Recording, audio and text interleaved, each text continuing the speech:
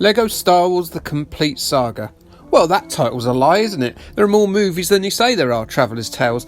You're not complete at all with your title. How could you not know, like, from 2008, how many more movies would come out? Why don't you travel to the future in some sort of Lego time machine and find out that the Star Wars franchise is continuing at a hell of a pace? Anyway, Star Wars in Lego form is uniquely charming and great fun no matter the age of who is playing it. Nearly every character from the movies is playable, even some that aren't from the movies are. Hello Indiana Jones, how are you today? I'm not a massive fan of Lego games as a whole, as there's no sense of danger of failure and the format is by now absolutely tired. But I can't resist this quintessential Star Wars vibe, nor the ability to play as deep-cut Star Wars characters.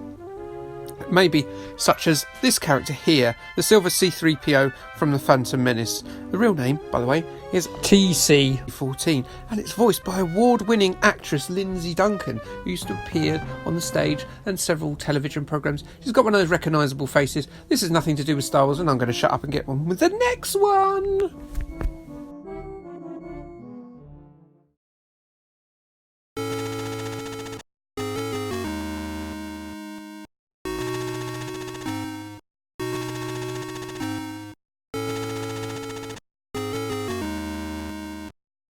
Dark, dark forces couldn't drag me away. Yep, I'm being really up to date and using a Rolling Stones reference. All the kids will love this video. They'll stop all their unboxing videos and watch this instead. Dark Forces 1 looked at Doom and went, yo, what about that Star Wars though? And they basically took out the zombie marines and the Caco demons and put in stormtroopers and Jabba the Hutt's gangsters. And then they went, there you go, and we said, yep. And lo, there was Star Wars Doom, and the name of our lord was Kyle Katarn, the mercenary protagonist of the game. And then, to the surprise of nobody, Star Wars plus Doom equaled success, so a sequel was assured, and Kyle Katarn felt the need to learn the mystical ways of the Jedi. And lo, the mystical ways of the Jedi enabled him to see stormtroopers instead of in 2D as they were in the Doom clone, in a sort of polygonal 3D because Quake had been released. And then they made it so that Kyle Katarn had force powers and he could use a lightsaber, and it worked even better than the first Dark Forces 1. It really is a quality game. It's many people's favourite Star Wars game, and I very much understand that, yet it is not my favourite Star Wars game. But you know what, you do you. And I guess I'm doing you, but not as hard as you're doing you, and this is getting creepy and sexual, so I'm going to move on to the next one, because Star Wars is for kids, and let's not get creepy and sexual in our Star Wars video.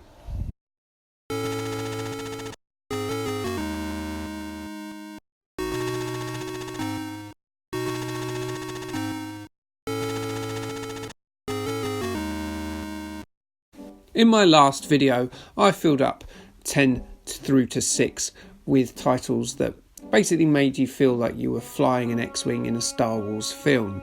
I extolled the virtues of that feeling of being in a Star Wars film as being more important to my experience than the gameplay itself. And I'm going to go against that completely now and say that TIE Fighter and X-Wing, or X-Wing versus TIE Fighter, all of them are better than any of those games because of pure, unadulterated, brilliant gameplay. It's almost a proper flight simulator, but you're controlling pretend spaceships as if they're real. It's a level of complexity that isn't in any of the other X-Wing based Star Wars games. I don't like flight sims normally, but when you've put a Star Wars sticker on it, I'm in.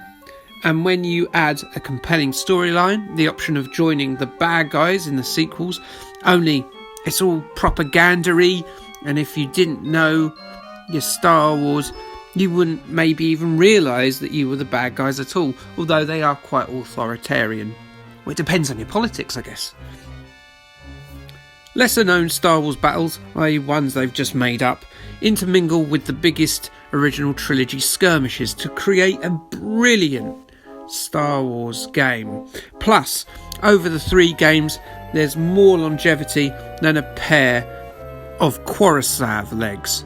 What's a Coruscant? Have you never seen Star Wars A New Hope? He's right there, the Coruscant. Look at him. Yes, him right there. And this is what he looks like in the now non-canon expanded universe. Christ, I'm such a nerd.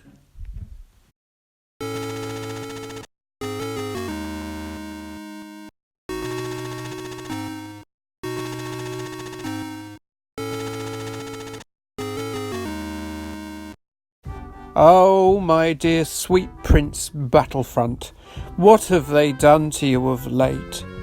Battlefront II, the Pandemic Studios one from the 2000s, was pure, unadulterated chaos. It put the war in Star Wars like no other game. A souped-up upgrade of the first game, Battlefront 2 introduced hero characters from episodes 1 to 6.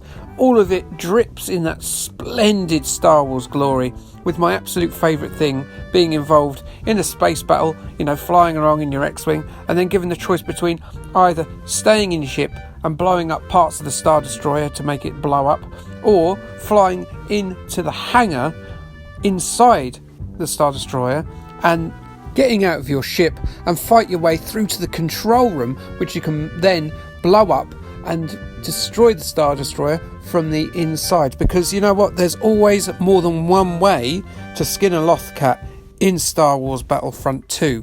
And while it's a multiplayer title at its heart, and a very good one at that, the Tamora Morrison narrated single-player storyline where we follow the 501st Stormtrooper Legion through 2 generations of war is a compelling playthrough as well. It is a quality Star Wars title. It really makes you feel like you're the hero of your own Star Wars film. You can go on these terrific runs where you take out loads and loads of Stormtroopers or Rebel Alliance if you're feeling like you want to join the bad guys. And it's incredible. I love Battlefront 2. It is just a shame what's happened to it since. Damn you, EA!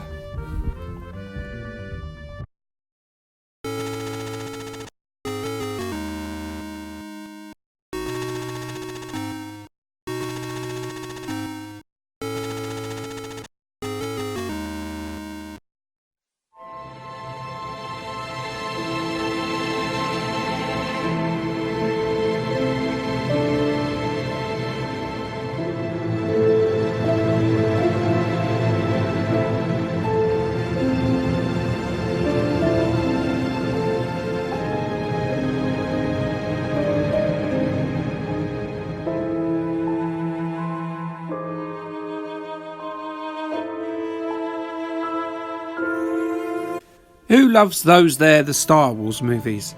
Me. I love them. I also love that new Mandalorian series.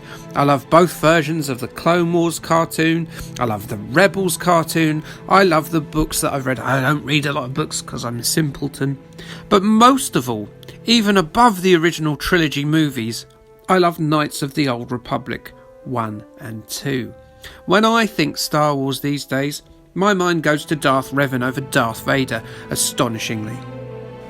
The 80 or so hours that we spend with the heroes of this great role-playing game is a wonderfully expansive story with its own tremendously effective payoff, and it is truly one of my most treasured gaming experiences.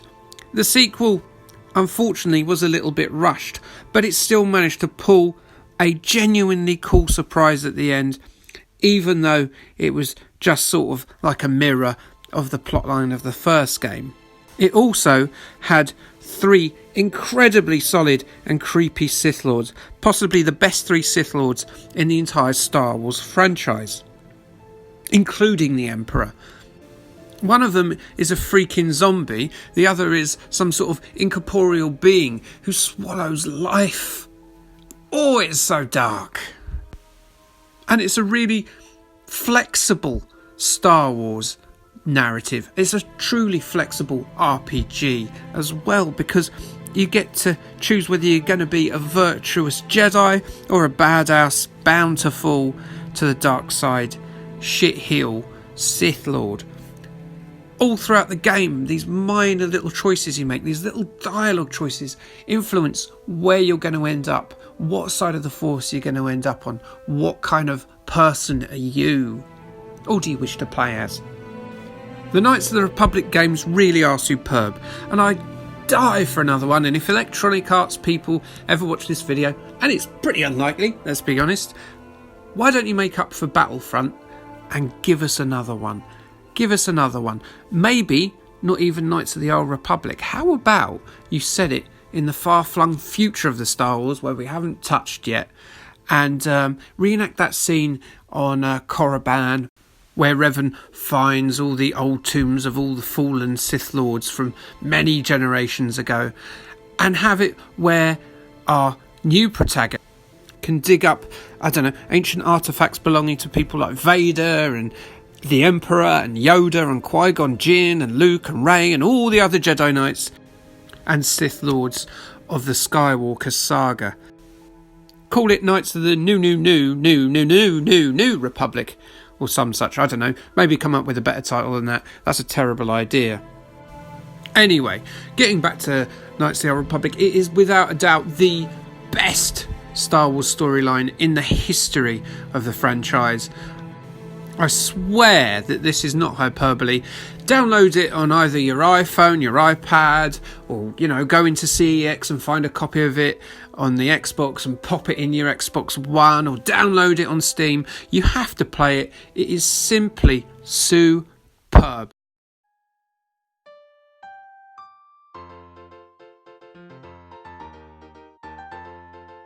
So there we go, yet another horrendously subjective list about Star Wars that doesn't feature loads of games that you probably love. The Super NES and NES games were too hard for me. I haven't played the Fallen Order yet. I really do want to play some of those strategy games, but I've never got round to it. And the early Atari stuff, well, they're probably not as good as you remember them. The Rebel Assault games, well, they were pish FMV games, and Yoda Stories was at best a distraction. The Droids game on the Spectrum I only played for the channel last year, and that was ropey as all hell. And yes, while Darth Vader turning into animals in that Famicom game is funny, I've never played it. It looks alright. Maybe I should. I think all the videos making jokes about it have been exhausted, but maybe I should just play it for myself anyway. So that's it. If you've got any suggestions of games I should play that I haven't mentioned or are on this list, maybe I should go back and reevaluate some of the terrible ones. So do tell me in the comments. Maybe your list is better. It probably is. I'm a terrible judge of anything, so I'm sorry about that. Now I'm just off to put on a VR headset and watch some disco porn like Chewbacca's father-in-law. Or was he his dad? I can't remember. Star Wars Holiday Special Mention. This truly is a YouTube video, isn't it? Okay, thanks. Bye.